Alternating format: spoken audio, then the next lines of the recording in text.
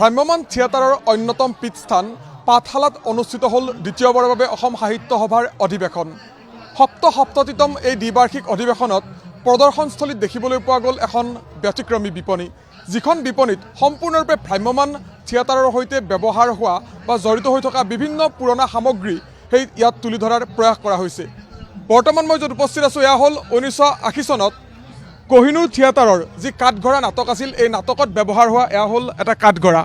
ঠিক একেদৰে যতীন বৰাৰ অভিনীত এখন বিশেষ নাটক অবুজ দৰা অচিন কইনা নাটকৰ যি যতীন বৰাই অভিনয় কৰিছিল বাওনাৰ চৰিত্ৰত, আৰু সেই যিখন নাটক সেই নাটকখনত ব্যৱহাৰ কৰা যিযোৰ জোতা আছিল, যতীন বৰা কি ধৰণে বাওনা হৈছিল এই জোতাযোৰ ব্যৱহাৰ কৰিছিল, আৰু এই জোতাযোৰ ব্যৱহাৰ কৰিয়ে যতীন বৰাই বাওনাৰ চৰিত্ৰত অভিনয় কৰিছিল।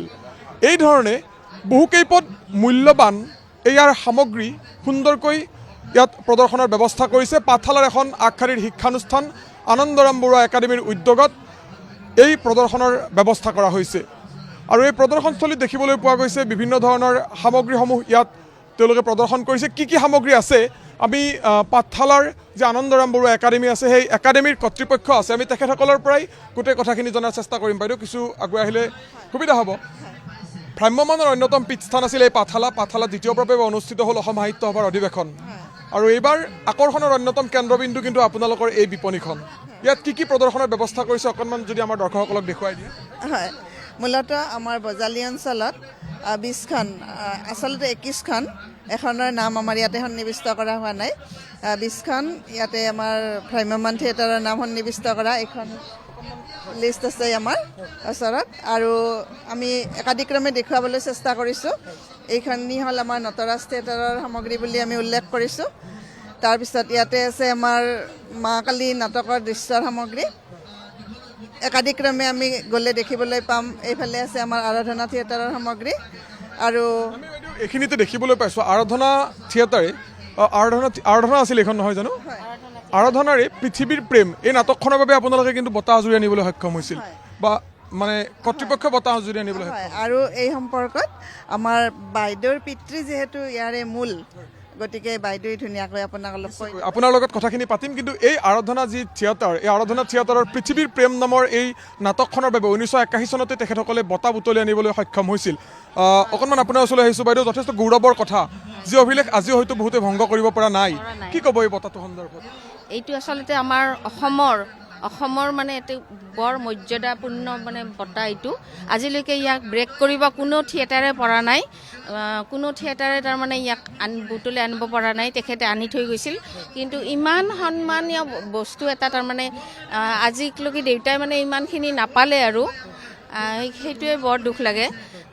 আজিলৈকে কোনেও এখন থিয়েটাৰে পৃথিৱীৰ প্ৰেমৰ নিচিনা নাটক কোনেও কৰিব পৰা নাই, আৰু সেইকাৰণে আচলতে এই এৱাৰ্ডটো আজিলৈকে ভংগ কৰিব কোনেও পৰা নাই। আৰু সেইকাৰণে চাগে প্ৰদৰ্শনস্থলীত হাজাৰ হাজাৰ ৰাইজে ভিৰ কৰিছে আৰু হাজাৰ হাজাৰ ৰাইজে প্ৰশংসা কৰিছে এই উদ্যোগক। হয় হয়, সেইকাৰণে বাইদেউ আপোনাক ধন্যবাদ জনাইছোঁ। অকণমান বাইদেউ আপোনাক আগুৱাই আহিবলৈ অনুৰোধ জনাম। আমি দৃশ্যখিনি দেখুৱাই যাম কি ধৰণে সুধাকণ্ঠৰ সৈতে আচলতে আনন্দমোহন আৰু আনন্দমোহন ভাগৱতীৰ সৈতে পৰিয়ালসহ সদালহকৰৰ পৰিয়ালটোৱে এই সামগ্ৰীসমূহ যিহেতু সংৰক্ষণ কৰি ৰাখিছিল, আৰু সেই সংৰক্ষণ কৰি ৰখা সামগ্ৰীসমূহক পাঠশালাৰ আনন্দৰাম বৰুৱা একাডেমীয়ে এই সাহিত্য সভাৰ সপ্ততিতম অধিৱেশনত সুন্দৰকৈ প্ৰদৰ্শনৰ ব্যৱস্থা কৰিছে, আৰু আকৰ্ষণৰ অন্যতম কেন্দ্ৰবিন্দু হৈ পৰিছে।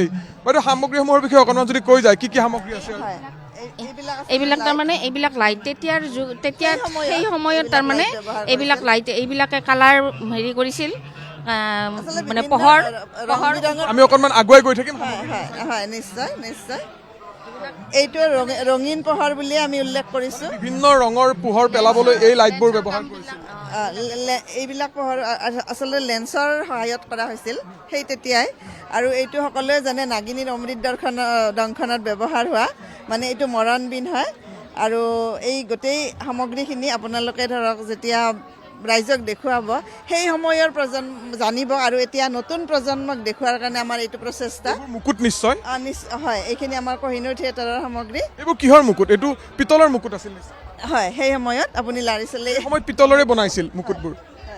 নিশ্চয়কৈ এই ধৰণে দেখিবলৈ পোৱা গৈছে বিভিন্ন সামগ্ৰী ইয়াত, পোচাকৰ পৰা আৰম্ভ কৰি ইয়াত মুকুট পৰ্যন্ত সেই সময়ছোৱাত কি ধৰণৰ সামগ্ৰী ব্যৱহাৰ হৈছিল ভ্ৰাম্যমান থিয়েটাৰসমূহত, তাক সুন্দৰকৈ ইয়াত তুলি ধৰাৰ প্ৰয়াস কৰা হৈছে।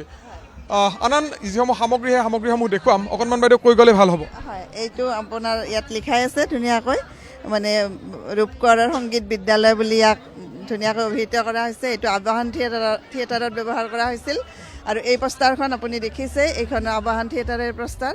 আৰু সেই সময়ত তৰোৱালখন কেতিয়া ব্যৱহাৰ হৈছে? হয়, সেই সময়ত ধৰক আজিৰ পৰা বহু বছৰ আগৰ, আমি এতিয়াৰ সামগ্ৰী তেনেকৈ উদ্ধাৰ কৰাই নাই, গতিকে হয় বুৰঞ্জীমূলক নাটকতেই ব্যৱহাৰ কৰা হৈছিল সেই সময়ত। আৰু যিহেতু আমাৰ নৱপ্ৰজন্মই জানিব লাগিব আমাৰ ভ্ৰাম্যমানত ব্যৱহাৰ হোৱা বিভিন্ন সামগ্ৰী, আৰু সেইকাৰণে এইবিলাকক আমি দেখুওৱাৰ মানে প্ৰয়াস কৰিছোঁ।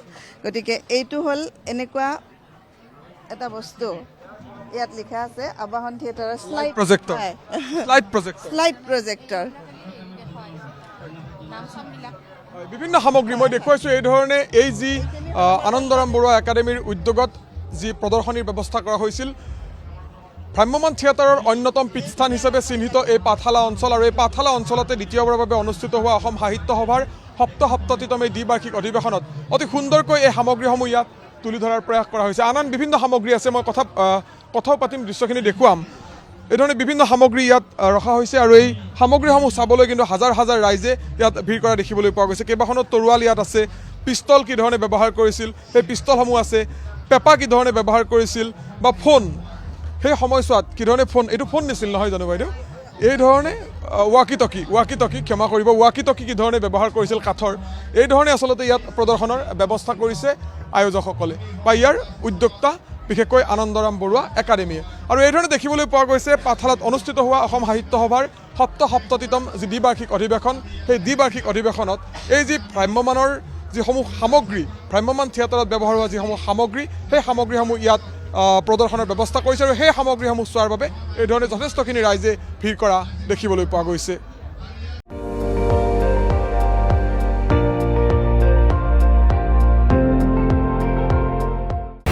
আপুনি চাই আছে ND24, সৰ্বশ্ৰেষ্ঠ নহয় সৰ্বোত্তমৰ দৌৰ।